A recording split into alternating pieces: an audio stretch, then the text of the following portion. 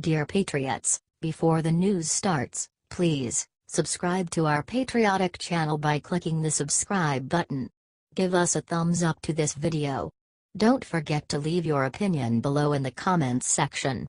Share the news on Facebook and Twitter so you friends see it. Thank you.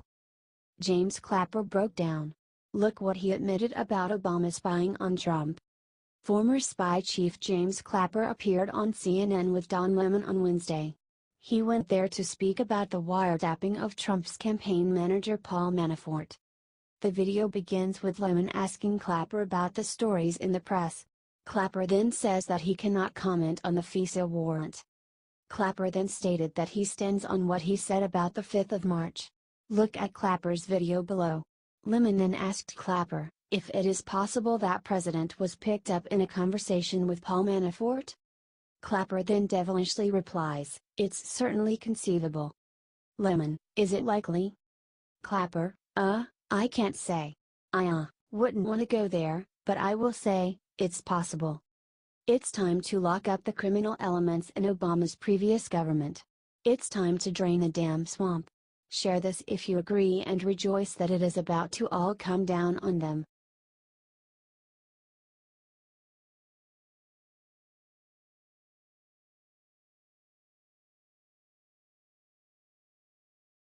Payback. Senator Cassidy just slammed Jimmy Kimmel on live TV and then ruined his reputation with one sentence.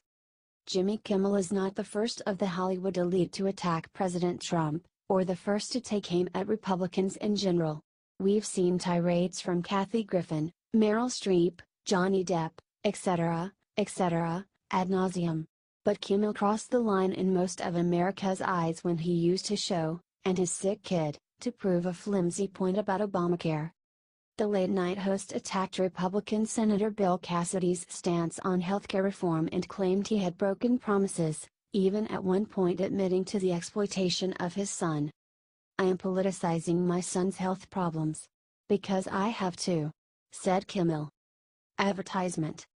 In reality, Kimmel and his family will never be in threat of losing medical treatment, which is exactly what Senator Cassidy has been trying to explain. The Louisiana senator has made many efforts to show how his proposal will help everyone involved, not just the very small population who may be able to benefit from Obamacare.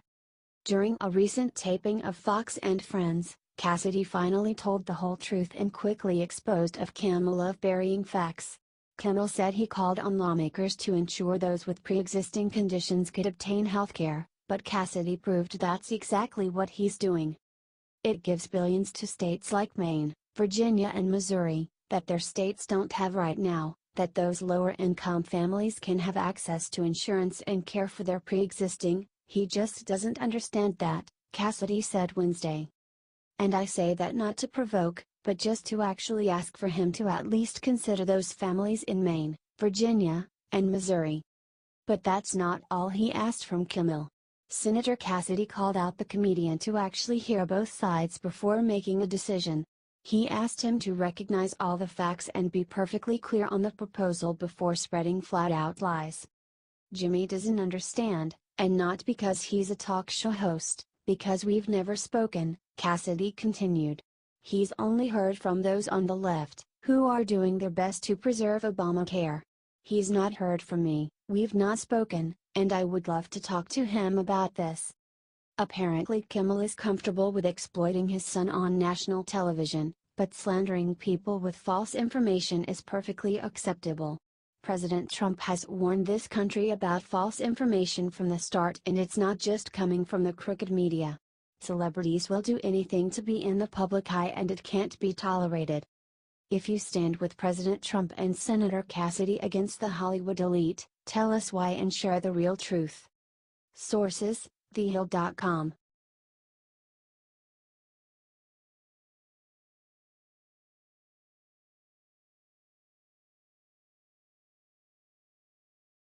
What Lou Dobbs just unleashed on Mueller is going to drive Washington crazy.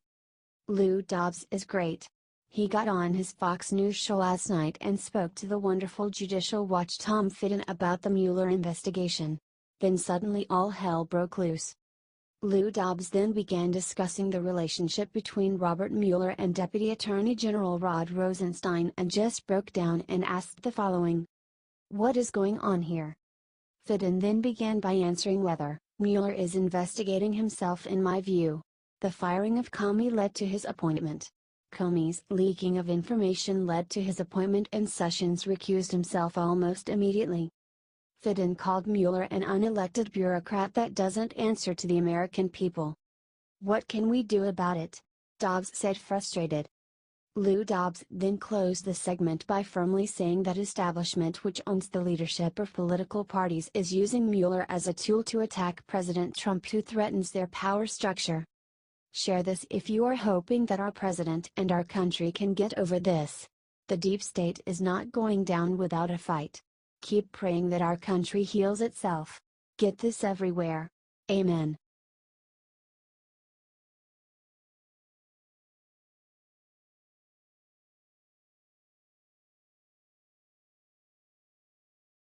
Right after Manafort's wiretaps were revealed, Susan Rice went on TV and did most desperate thing imaginable. When someone is guilty, you can almost guarantee the first thing they are gonna do is attack the person accusing them. Now, let's talk about Susan Rice and the wiretaps of Paul Manafort during the 2016 election campaigns. It was just revealed that Rice did, in fact, wiretap the Trump campaign despite telling the American people she didn't. Not only that, she apparently used a secret FISA order to do it that not even the Director of National Security James Clapper knew about. So how did Rice respond to all these bombshell revelations that could end with this being hers and Obama's Watergate? She decided to go on TV and use the time to insult Trump. Rice talked about how bombastic his speech was and how she would not have been so mean to North Korea. Of course, she was really upset by Trump's insult of Iran since she negotiated the terrible Iran nuclear deal. This is a classic deflection from the woman who knows that her goose is cooked. There is no running from the fact that she wiretapped a political campaign for the opposite side in secret and then lied about to the public afterward. Should Susan Rice continue to walk around a free woman, or is it time to put her behind bars?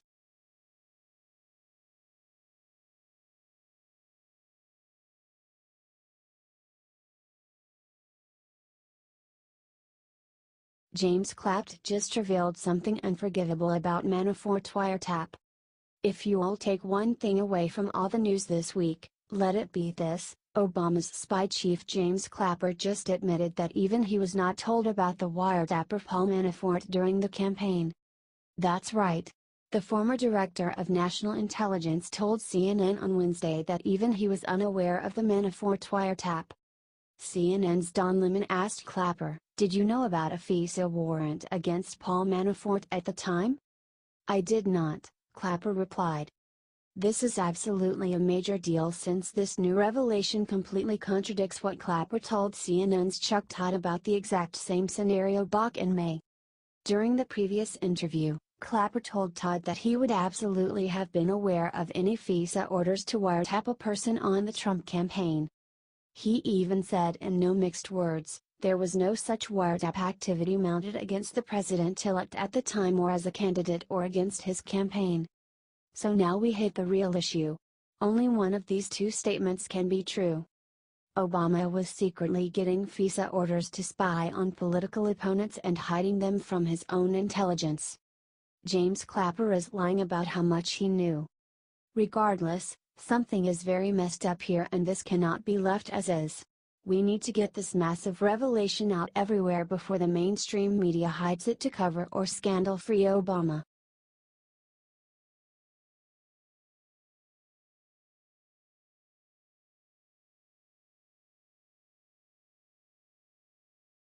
After Megyn Kelly targeted Donald Trump, his response destroyed her career. Megyn Kelly starts a new show on NBC next week, one where she will be making much less money than she would have at Fox News. So why did she leave her comfortable and lucrative position at the country's #1 cable news station? According to Kelly, she left because of Donald Trump. Donald Trump has a way of clarifying one's life choices, and that was true in my case, too, she said on Wednesday's episode of Ellen. Just as I was wondering where I wanted to be and what I wanted to do, the universe came and shone a light and it was clear to me what I wanted to do. Though cryptic, it's not hard to decipher what Kelly meant by the remark. Last year, after Kelly essentially called Trump a sexist during a primary debate, Trump relentlessly attacked the anchor for months, both on Twitter and during televised interviews. And apparently, the attacks were enough to get Megyn Kelly to leave her Fox News career behind. It's a remarkable feat, considering she was the second highest rated news host in all of cable. And considering Bill O'Reilly left shortly after she announced her departure, she would be number one today. But she isn't, because Trump got under her skin. In other words, Trump wins again. Share so that everyone knows how powerful Trump can be at controlling the media. After all, he got Megyn Kelly to leave Fox News and plummeted CNN's ratings.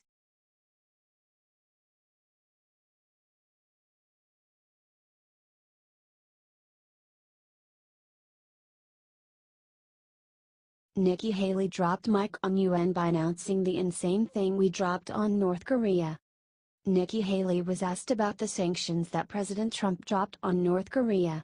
He said that we don't want war. But at the same time we're not gonna run scared. This is basically what the Trump administration has been doing in North Korea.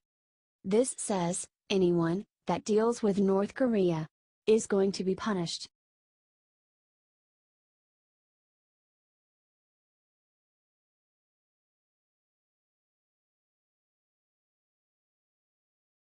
Breaking top: Obama official who unmasked over 250 Americans right before election was just exposed. So it turns out that everything Devin Nunes told us about Obama unmasking Americans during the elections was 100% true. Now, thanks to a new report, we finally know which of Obama's top people was doing the unmasking. According to the report from Fox, former UN Ambassador Samantha Power used unmasking more than 260 times during 2016 right up until Trump's inauguration in January. The two sources, who chose to remain anonymous, both said that Power was ordering an unmasking almost every single working day of 2016. Samantha Power is expected to make an appearance on Capitol Hill next month to answer congressional questions about her role in the unmasking of Trump officials during an election. Of course, House Intelligence Committee Chairman Devin Nunes had already revealed his discovery of hundreds of unmaskings of Americans in 2016 to DNI Director Dan Coats, but he did not yet have a name. Now, we do. This revelation comes out right after one about a wiretap on Paul Manafort during his 1 week as a Trump campaign official, as well as the Aoun family cutting a deal with the government. One cannot help but wonder if they are all connected or if the timing really is purely coincidence. Of course, the next question we need to be answered is, what roles did Susan Rice, John Brennan, and Barack Obama play in this?